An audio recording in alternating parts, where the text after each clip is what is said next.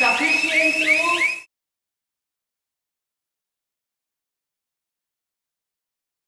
Guys, my name is Satish. I am from Quick Flare Protect Technologies. Currently, I am going to demonstrate one system which is known as kitchen fire suppression system. Here we have a cylinder which is made of stainless steel grade 304L and the capacity is 6 kg.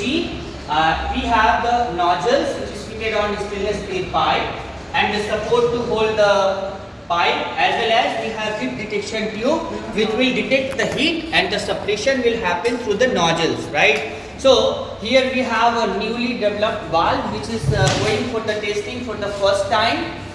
Now through the valve we have connected the SS tube as well as some fittings are there. You can see here T-fitting and the elbow fittings.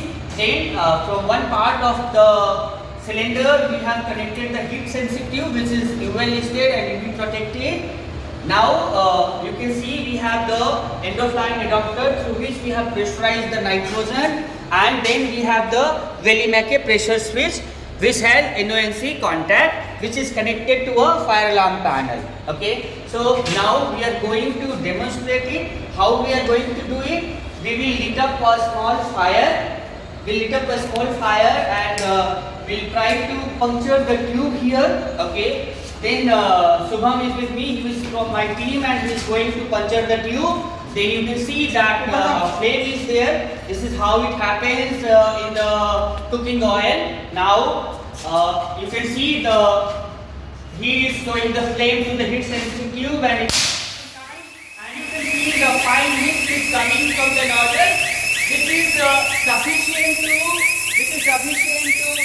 suppress the area, cooking oil, right? So you can see this is how the system works, and the alarm when the system is activated. Thank you very much. Thank you.